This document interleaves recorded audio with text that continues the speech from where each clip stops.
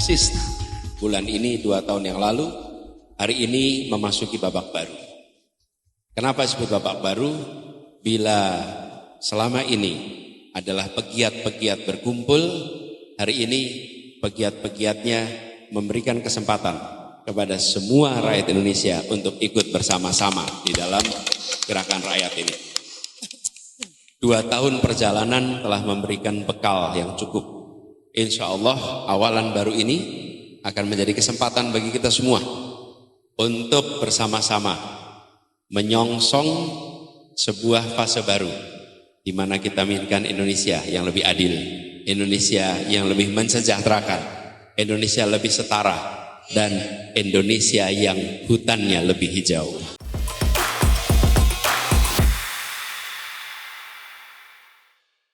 Masuknya Anies Baswedan sebagai anggota kehormatan Ormas Gerakan Rakyat bukan sekedar seremoni formalitas, tapi sebuah gebrakan politik yang paling anyar sejak kekalahan Pilpres 2024. Ini adalah sinyal keras bahwa Anies sedang memanaskan mesin menuju 2029. Selama ini ia tidak sedang istirahat, apalagi pensiun. Ia sedang mengatur ulang papan catur politik Indonesia, di mana setiap langkah diukur dari magnet elektoralnya sendiri. Posisinya, simbol dan persepsi menjadi instrumen yang ia mainkan dengan hati-hati. Pilihan merapat ke gerakan rakyat jelas bersifat strategis.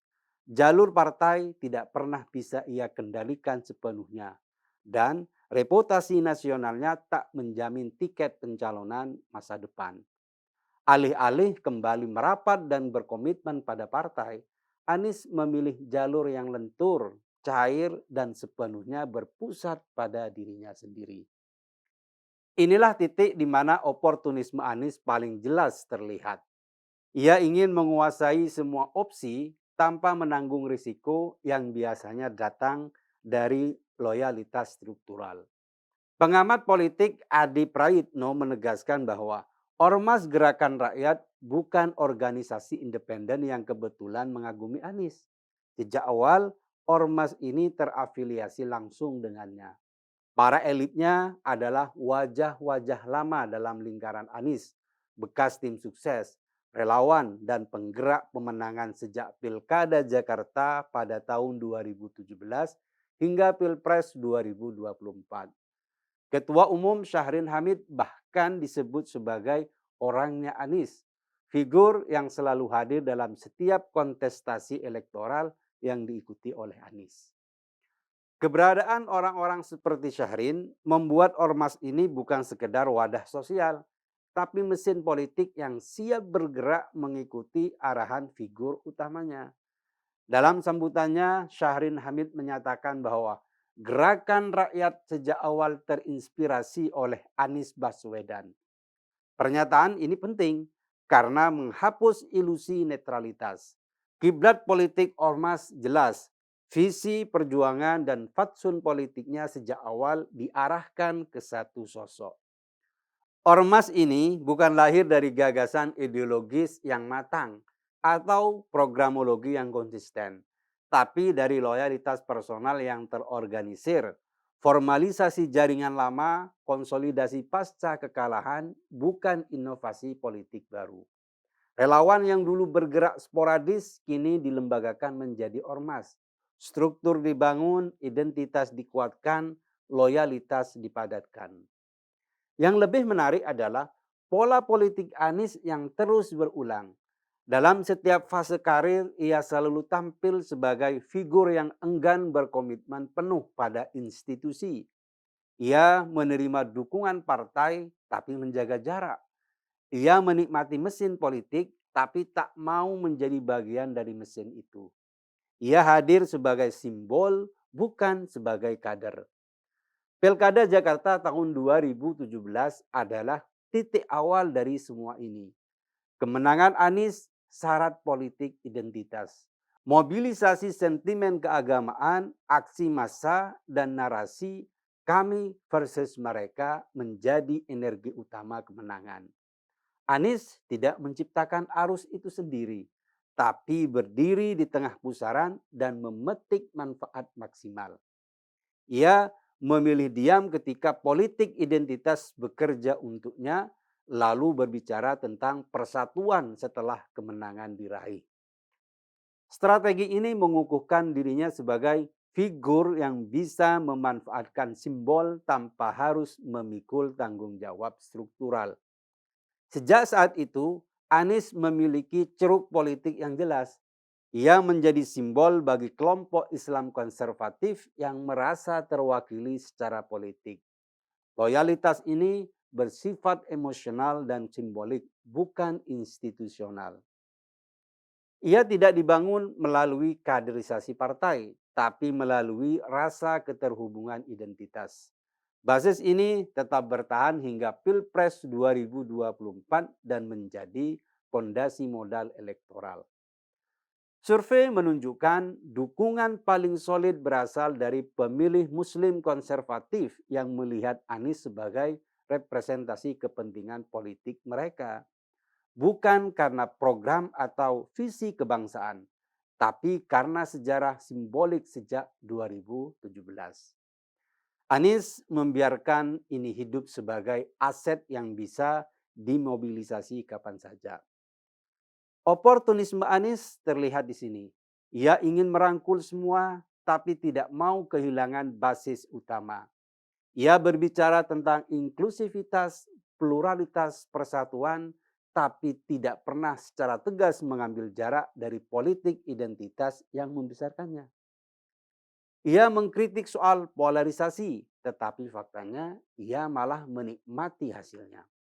Ia hadir di panggung nasional sebagai figur yang bisa diterima semua pihak, sambil tetap menjadi magnet bagi kelompok yang selama ini membesarkannya. Hubungannya dengan partai-partai pendukung pun mencerminkan pola yang sama. Bukan partai yang meninggalkan Anies, tapi Anies sejak awal tak mau berkomitmen. Hubungan dengan PKS dan Nasdem bersifat transaksional.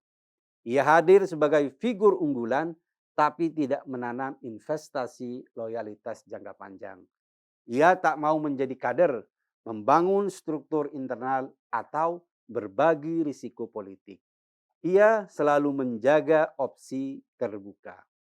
Maka ketika partai memilih jalan lain pasca 2024, itu bukan pengkhianatan, itu konsekuensi logis dari pola perilaku politik oportunistik.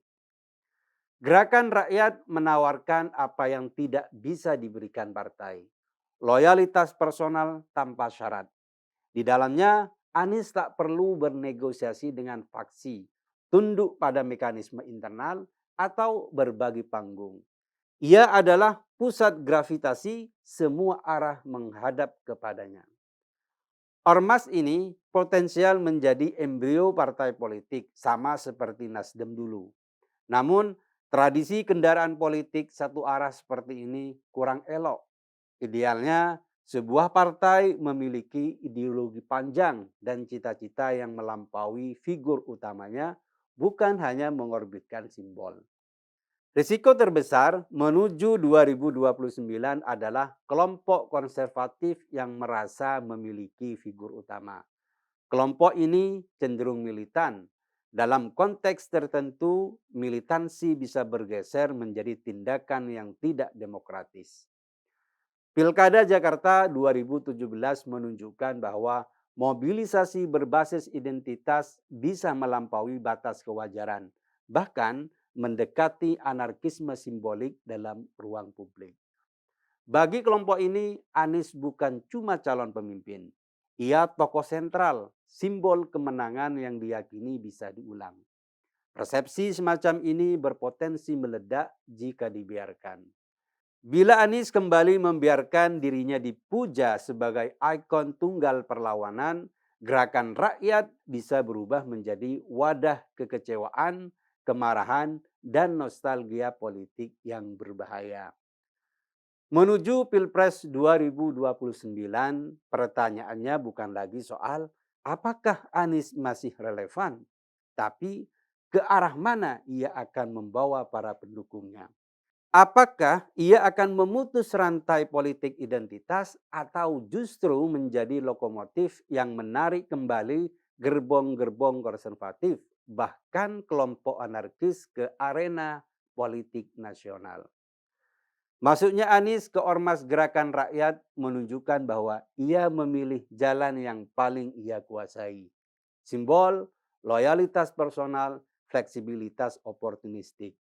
Jalan ini membawanya menang besar pada tahun 2017. Tapi sejarah mengingatkan bahwa jalan yang sama tidak selalu membawa pada keberhasilan serupa. Langkah politik tak bisa dijiplak dan strategi masa lalu tidak otomatis menang di ruang waktu yang berbeda.